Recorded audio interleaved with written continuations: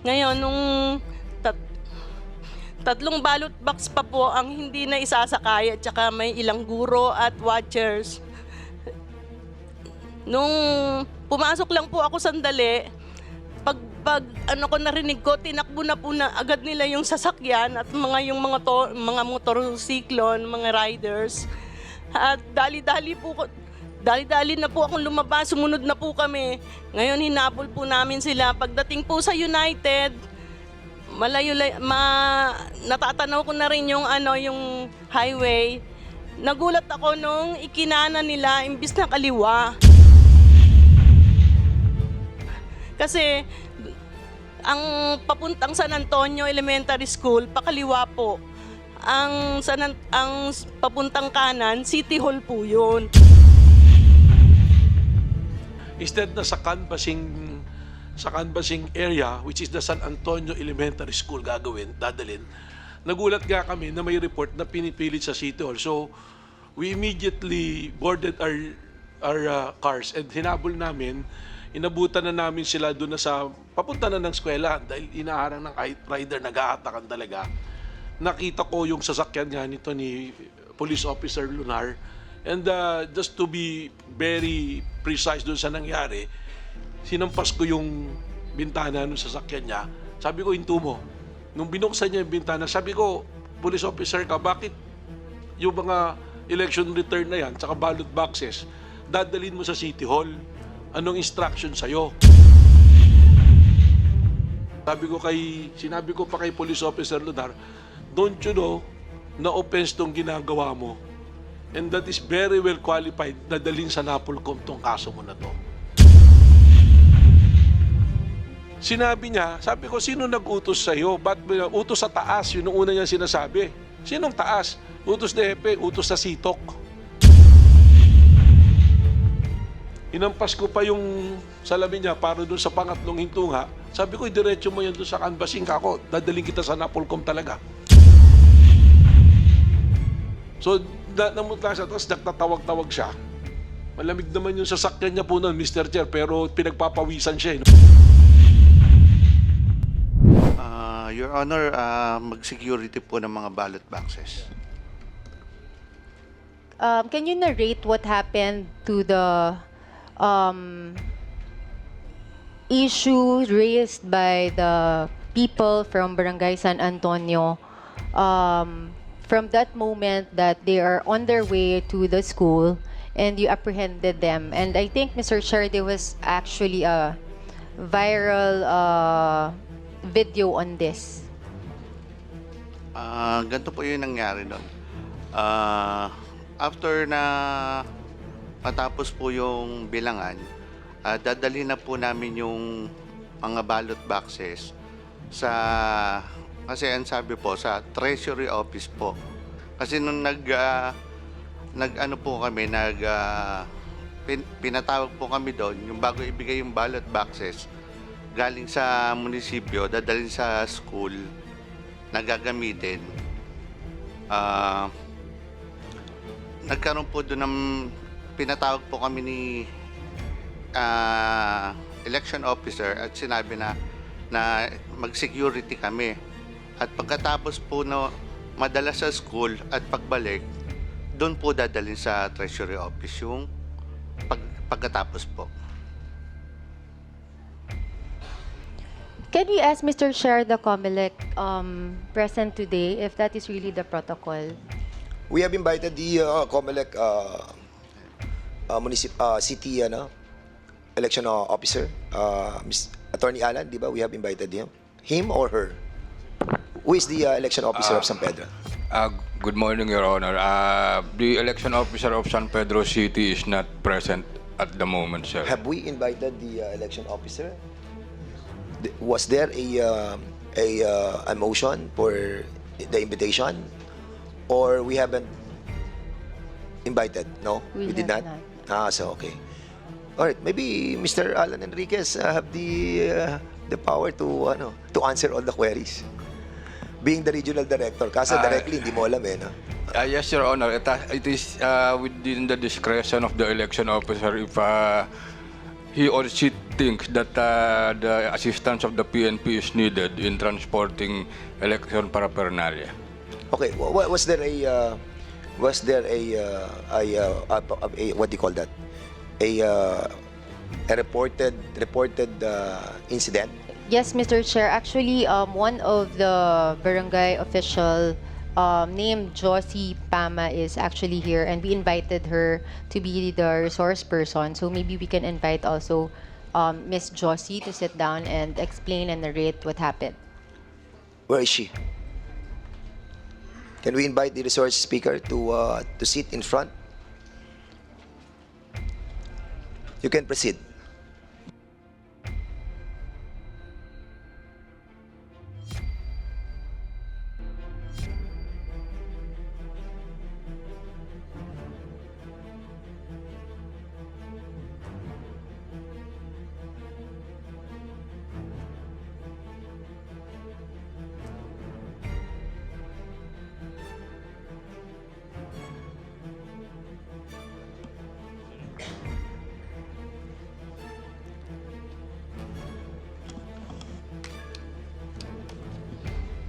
Mr. Chair, I want to ask if Miss Barangay Administrator Josie Pama has taken her oath.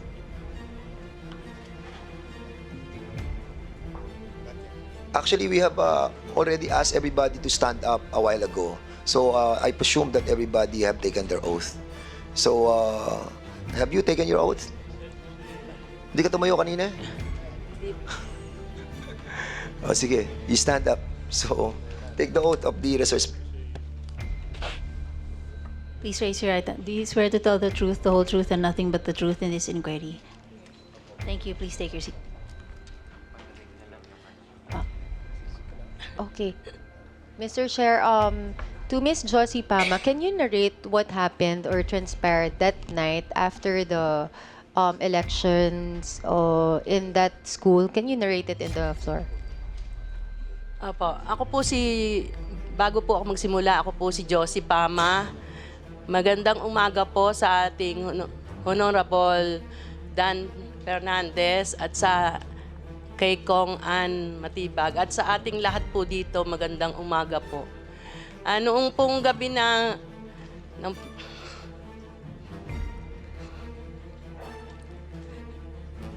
Teka po, kasi parang na-trauma ako dyan eh. Gawa nung gabi po yon ng barangay election, nung araw na yon, ng 11:45 na ng gabi, pagkatapos po ng bilangan. Ngayon ko lang po kasi naranasan ng ganun nangyari nung araw na yon, nung gabing yon na naka-ready na po yung 3 sasakyan, sumakay na po ang mga guro, sinakay na po ang mga ballot box. Then, pati po yung mga watchers na dapat kasama. Dahil sa kulang ang sasakyan ng isa, hinintay pa po namin yung isang sasakyan. Ngayon, nung 3 ballot box pa po ang hindi na isasakay at saka may ilang guro at watchers. Nung pumasok lang po ako sandali, pag narinig ko, tinakbo na po na agad nila yung sasakyan at yung mga motorsiklon, mga riders.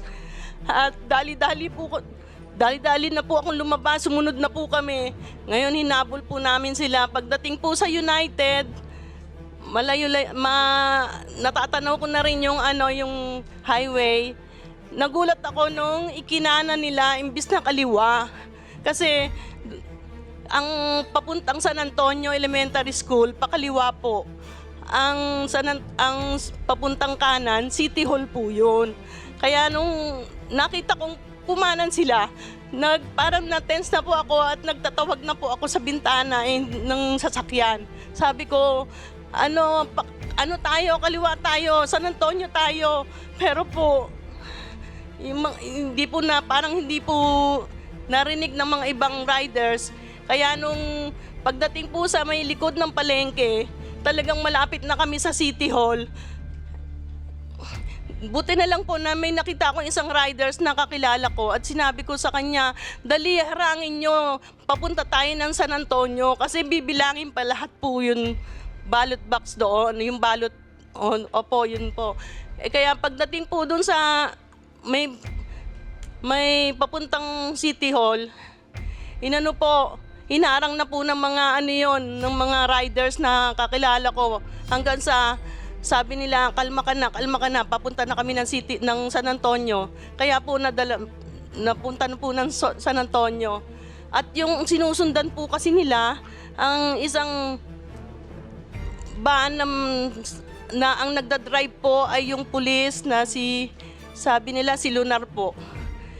Na si Lunar.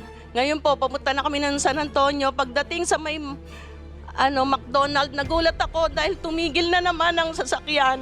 Halos nakita ko na yung mga SWAT, poso na nagdatingan. Sabi ng mga rider sa akin, Ate Josie, hindi namin kaya to dahil marami na sila, maraming pulis na tong nandito, may SWAT pa. Kaya pilit pong binabalik ng City Hall ang sasakyan, yung mga jeep na may mga lamang ballot box at yung mga guro. Kaya tumawag na po ako sa radyo, may hawak po akong radyo noon. Kaya tinawagan ko na lahat, pati po si Attorney Melvin Matibag, tinawagan ko na po siya. At yun, nagdatingan naman po agad sila. Kaya yun, nakarating po kami ng San Antonio. Okay, Mr. Chair, since Attorney Melvin Matibag here is a source person, maybe you can also shed light on this happening. Yes, Attorney Matibag, you have the floor. Thank you, Mr. Chair. Thank you, Congressman Acopen, to everybody. Good morning. Yung kinikwento po ni Ma'am Josie Pama, that is exact recollection of what happened. For the record, kaya niya ako tinawagan, during that election, I'm acting as the election lawyer of Capitan Jun Inyon. I'm the head legal counsel during that election. So we were surprised to get that report na instead na sa canvassing area, which is the San Antonio Elementary School dadalhin, nagulat nga kami na may report na pinipilit sa City Hall. So we immediately boarded our cars and hinabol namin, inabutan na namin sila doon na papunta na ng eskwela dahil inaharang ng kahit rider, nag-aatakan talaga. Nakita ko yung sasakyan nga nito ni Police Officer Lunar, and just to be very precise doon sa nangyari, sinampas ko yung bintana ng sasakyan niya. Sabi ko, hinto mo. Nung binuksan niya yung bintana, sabi ko, Police Officer ka, bakit yung mga election return na yan, tsaka ballot boxes, dadalhin mo sa City Hall? Anong instruction sa'yo? So ang sabi niya, ito yung instruction ng election officer Pahad. So happen, I have the number of election officer Pahad. Tinawagan ko siya. Sabi niya, wala akong instruction na ganun. Malinaw ang utos namin na lahat ng election return dalhin sa canvassing area at mag-canvass. So sabi ko, sino talaga nagutos sa'yo? Until eventually, umamin siya, sinasabi niya yung CTOC. May tinawagan pa siya, naka-speaker phone, pinakakausap sa akin sa CTOC. And categorically, sinabi, ng utos de Hepe, na nilin sa City Hall yung mga balota na yon at yung mga election return. That is my exact recollection. Sinabi ko pa kay Police Officer Lunar, don't you know na offense tong ginagawa mo? And that is very well qualified na dalhin sa NAPOLCOM tong kaso mo na to. So, yun po yung pangyayari nung araw na yun. Na according also dun sa opening statement po ni Capitan Juninho. So, Hepe Valenzuela, you were mentioned, no? Do you have an idea or you're aware of this incident? Yes po, ma'am. Yes po. Okay, was it really your instruction? May ano po, ma'am, pardon po? Was it really your instruction? No, ma'am. My instruction is to provide security, ma'am, for the election. For the election, ma'am. Other than the security, what was your instruction to the CTOC and to Lunar? I have no instruction but to render security for the election, ma'am. May we know, Mr. Chair, who is the detailed person in CTOC? What is CTOC? Sorry. City Tactical Operations Center, ma'am. So maybe, Mr. Chair, we can also invite the person detailed on that night, so he can also shed light on this incident. You're asking for the what, Congressman? Invitation as a resource person. Who? On the person who is detailed on that night. Okay. So, do you recall those police officers who have been a part of the what's that security detail of that ballot boxes? Yes po, Mr. Chair. Can you are they here? Yes po, Mr. Chair. Oh, they're here. So you can directly ask them the question. Can we invite those who have been assigned to secure the ballots on the Barangay San Antonio during that time? When was that? October 30? Where are, Hepe, nasaan po yung mga, asan yung mga, anong mga names? Anong names? Hepe, can you kindly call them? Si Staff Sergeant Abaha po. Sergeant Abaha, please, upo po kayo dito. Sino pa po?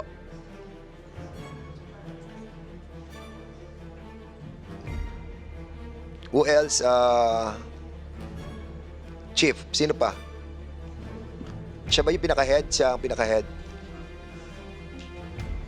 Siya po yung Pinaka-head?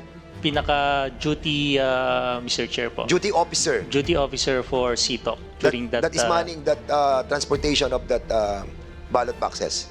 No po, Mr. Chair, is the duty personnel for Duty personnel. But who were the assigned, Police Staff Sergeant Lunar, sir. is he here? Yes, sir. Okay. Sige, go ahead. You can ask questions. So, to Mr. Lunar, sino yung kausap mo on that night? Bakit dinediretso mo yung tatlong jeep going to a different direction instead sa SAES? Your Honor, ang kausap ko po si Police Corporal Abaha po. Tinanong ko po sa kanya kung saan dadalhin yung mga ballot boxes. Yun po, tinanong ko po sa kanya. Kasi nung bago pa po dalhin yung mga ballot boxes sa dalhin sa school, ang nagkaroon po ng briefing si Attorney Fahad na ang sabi sa Treasury Office po dadalhin. Kaya nung pabalik na po, tinanong ko uli, tumawag po uli ako sa to kasi bago po dumaan na Garcia, bago sa may station namin, hinarang na po ako doon sa may station sa harap po. Kaya tumawag po uli ako sa kanya para i-confirm saan po talaga dadalhin yung ballot boxes. Kaya pagdating po doon sa harap ng station, doon yung dating katabi na landmark, binuwelta ko na po, papunta na nga po doon sa canvassing po, sa elementary school ng San Antonio. You, Mr. Chair? you want to interject? Yes, with the indulgence of Congressman Matibag. Kit Flores, you are recognized. Thank you, Mr. Chair. Sergeant Lunar, Apo. were you given instructions prior to the conduct of the elections kung ano ang ruta or saan dadalhin yung mga election returns or the materials that were to be brought? Opo. Saan ang instructions? Dalhin lang po sa school. Sa school? Sa school po. Dali yung mga balota, pati para pernalyas na gagamitin And po. sino ang nagbigay ng instruction sa inyo? Si Attorney Pahad po. Okay, sa Nagkaroon COMELEC. po kami ng briefing sa munisipyo bago po dalhin sa school. Okay. Now, ano yan? Dalhin muna sa munisipyo bago dalhin sa... Hindi, bago po dalhin sa school, nagkaroon po ng briefing sa munisipyo. Okay nga. So, but the directions that were given to you by the persons of the COMELEC was to bring it to the school for canvassing, correct? Tama ba? Opo. Tama. Okay. Opo. Now, if yan ang instruction sa inyo, bakit why was the car going to a different direction? Sir, kasi po nung bago pa po mag-election, dadalhin muna po yung mga gagamitin sa school. Kaya dinala sa school po sa Okay. Adelina.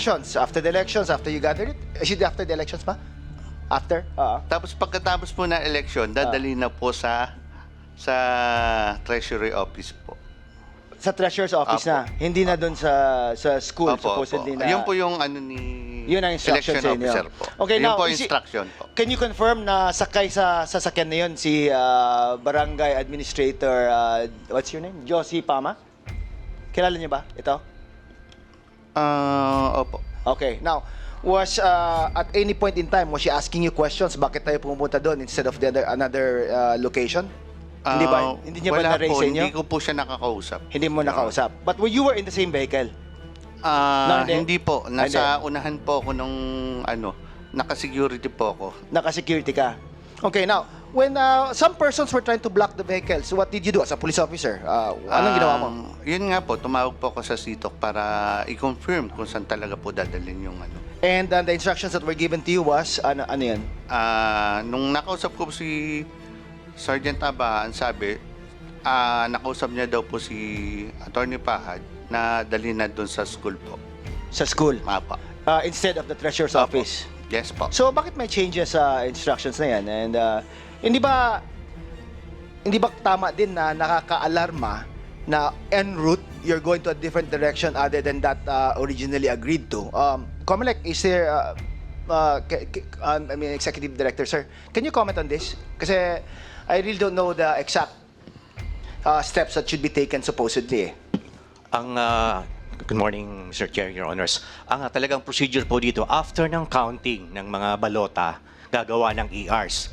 Then yung ERs, dadalhin kung saan nagkakaroon ng canvassing. So ito, since barangay elections to, usually yung canvassing, hindi sa munisipyo, kundi within the barangay, kung ano yung lugar na napag-agrihan. Usually schools yan. Okay. So within the barangay lang. So, thank you, Executive Director. Now, if that is, but you're saying, Sergeant Lunar, na may nag-instruction sa inyo, di ba? Tama? Na to bring it to the City Treasurer's Office. Opo. And that you tried to confirm it by calling CITOC. Tama? Yes po. And that the CITOC personnel that you were able to talk to told you also that it was the COMELEC election officer, Fahad, who gave you the instructions na doon sa City Treasurer's Office dadalhin. Opo. Tama. Sino nakausap mo? Sorry? Si Police Corporal Abaha po. Is Corporal Abad present? Yes po. Okay, now, Corporal, Mr. Chair. Go ahead. Corporal, do you confirm na binigyan kayo ng instructions ni Fahad na dadalhin to a different place other than the school ang mga election returns? Sir, good morning po. Yung sa briefing po, sir, kasi yung instruction po doon, sir, ay sa City Hall po. Sa City Hall. And you were present in that briefing. And the briefing was conducted by the COMELEC election officer? Yes po, sir. Opo. Any representative from the COMELEC election officers present here? Meron ba? Wala. Well, siguro mas mabuti sana kung nandito. But anyway, sa nangyari ito, based on the statements by Lunar and the barangay administrator, what happened na iba yung yung location ng pagdadalhan sana ng mga gamit na to? Sir, bali, kinonfirm lang po sa akin po ni Sergeant Lunar po yung doon po sa about po sa pagdadala ng balota, which is agad-agad po namin itinanong po sa COMELEC po para po malinaw. Okay, Tapos sinabi and then, po sa kanya na dalhin po doon sa school. sa Doon school. daw po ang sabi So, ko, na-correct opo. naman? Yes po, opo, sir. Na-correct? Opo, na-correct po kagad So, po yun, sir. pero natural din siguro, di ba, for the parties concerned na maging concerned na bakit doon tayo pupunta sa isang place instead of the school na kung saan sana gagawin yung other activities in relate the canvassing. Correct? Mr. Corporal Luna, what's his name? Abaha po, sir. Abaha? Tama ba? Abaha. Opo, sir. Opo. Okay. So, anong ginawa niyo para to diffuse the tension or to explain? May explanation ba kayong binigay na ito yung nangyari because this was the instruction given to us by whoever it is that gave you the instructions? Sir, bali, wala po kaming idea na may reklamo po, sir. O so hindi kayo aware na nagkagulo na, may hinaharang na yung mga sasakyan, gano'n? Bali, yung kay Sergeant Lunar lang po, sir, na in-explain niya po sa akin.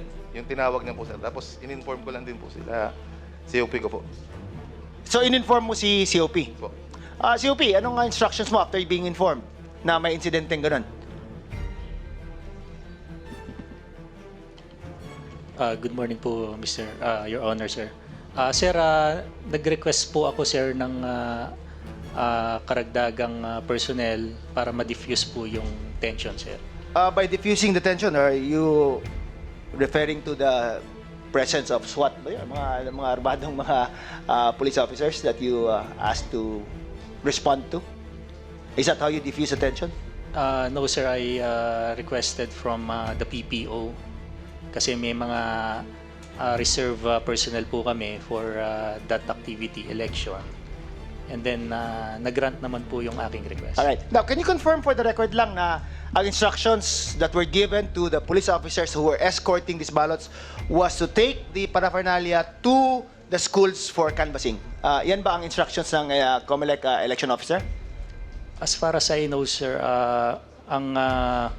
ang instruction is after the election and canvassing, tatransport po ang mga ballot boxes sa treasury. After the canvassing? After the But this canvassing. was for canvassing pa? Yes, sir. So canvassing are supposed to be made in the school? Yes, Your Honor. Tapos, why were they not going to the school? Because, Your Honor, hindi ko lang po alam, sir, yung nangyari dahil wala po ako doon. But then, narinig ko po sa instructions made by COMELEC officer nung nasa tapat po kami ng City Hall na after the election and canvassing, dadalhin po sa treasury ang ballot boxes. Okay, now just to be fair, no, para at least fair tayo with the police officers din present, no? Do you think that there was some form of confusion given by the conflicting instructions coming from the COMELEC election officer? Nagkulang ba si COMELEC election officer pa-explain sa inyo what to do on a step-by-step basis siguro? Nagkulang ba? Hindi ko lang po masabi, Your Honor, but then kasi po dun sa San Antonio, we have, sa San Pedro, we have 25 polling precincts. Right. And yung each polling precinct, after the election na mangyayari po doon, ang instruction po, dadalhin yung ballot boxes sa treasury. But then... But before the elections, there were instructions given, correct? Everyone was briefed, supposedly. I assume na everyone was briefed. Tama? Yes po, Your Okay, Honor. Sergeant Lenar, saan ba nanggaling yung confusion? Sa where to go, what to bring, and where to bring it? Where is the, siguro, pagkukulang in properly informing you on what to do and where to go? Ayun po yung flow nung na doon po dalhin talaga. Na sa Yun pagkaalam po. mo? Ayun po instruction po Ang instructions? Talaga. Opo. Yun Okay. po talaga po instruction. Thank you, Mr. Chair. Kasi May tanong ako doon. Excuse me.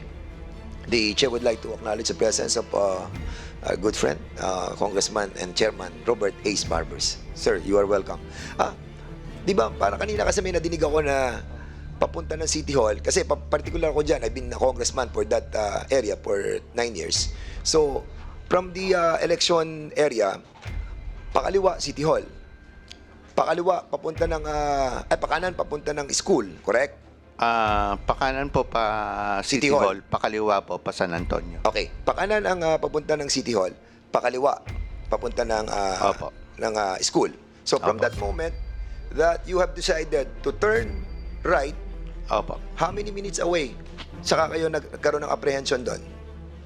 How many minutes? Wala pa pong 1 minute yun kasi katabi lang po police station namin eh. Halos katabi lang po. So from the moment that you have decided that you were going to turn right, Nag-stop po kagad Nag-stop ako doon ka? sa may harap po ng police station.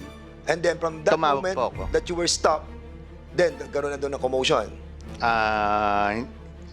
Opo, hinarang nga po ako doon. And then you tumawag po ako sa CTOC na sinabi ko na gano'n. Sabi niya, hindi, dali mo sa school. Kaya ibinuelta And ko who na told you kagad. that? The head of the Si ano po, yung tactical po. Okay. Apo, si Abaha. Si Abaha po tinawagan. So from that moment that you learned that the officer on duty told you that mali, bumalik kayo. Opo, binelta ko na kaagad po yung sasakyan ko. Kasunod na po yung mga... Will you confirm this? Kasi I'm not in the position to I'm just trying to relate kasi parang familiar ako doon sa area. I've been a congressman for so long. So alam ko yung kaliwa, alam ko yung kanan, alam ko yung school, alam ko yung City Hall. So from that moment that kumanan papunta ng City Hall, ang sinasabi nila is 1 minute. Tapos you stop. And then you turn back going to the school. Yes po. Will you confirm my statement? Yes po. Congressman,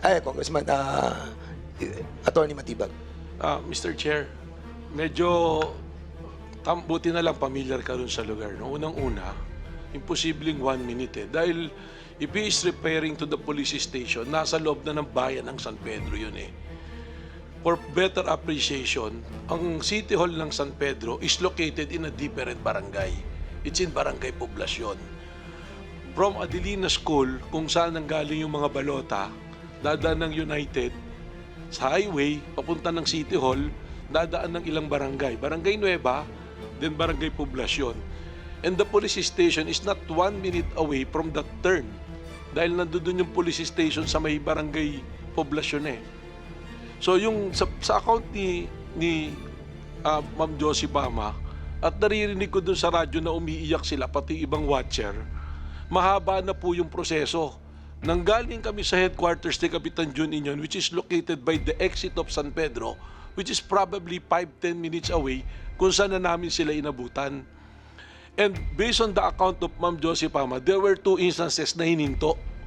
Yung unang hinto nila, yun doon na sa papalapit na sa City Hall. Nung bumalik, actually 3 times pala, nung bumalik na sila, doon na sa malapit sa may Barangay Santo Niño, Mr. Chair, yun yung sinasabi ni Ma'am Josie na may mga SWAT na at pati poso. Yung parang civil security, public office, security office, yung parang sa traffic ng City Hall, na pinalibutan. Public Order and Safety Office. Nandun sila, pinalibutan na nila. So, na-person na lang silang i-turn dahil yung mga rider na nag-e-escort, usapin to be my fraternity brothers in Taugama P, hindi pumayag, hindi umalis. Hanggang sa na-person sila itulak. At hindi totoo yung sinasabi niya na inutos ng sitok na dalhin din doon sa eskwelahan. Dahil naka-speaker po nung nag-uusap sila nung sinita ko, yung pangatlong hinto na, which is already near the canvassing area, which is the San Antonio Elementary School, kasi po, 4 po yung polling place dyan Southville, Adelina, United, tapos yung pinakamalaki, yung San Antonio Elementary School, na doon dadalhin. Sinabi niya, sabi ko, sino nag-utos sa'yo? Ba't utos sa taas? Yun ang una niya sinasabi. Sinong taas? Utos na Hepe, utos sa sitok. Yun siya, hindi ko nga po alam yung sitok na yan. Nalaman ko lang nung nangyari na yon. Inampas ko pa yung salamin niya para doon sa pangatlong hintunga. Sabi ko, diretso mo yan doon sa canvassing kako. Dadaling kita sa Napolcom talaga. Sabi ko sa kanya. So, namutla siya. Tapos nagtatawag-tawag siya. Malamig naman yung sasakyan niya po noon, Mr. Chair. Pero pinagpapawisan siya nung binuksan niya yung bintana. Doon niya lang dinala. Nakita ko po yung mga tao na watcher niya. Umiyak na nga po yung mga tao Tsaka nakita ko talaga rin yung presence nung humahabol na mga SWAT at poso.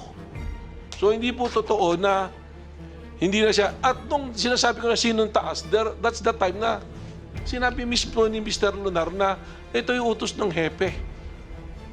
So, ewan ko, yun yung exact na recollection ko. Yun nga yung sinasabi pa ni Congresswoman Matibag kanina na nag-viral pa.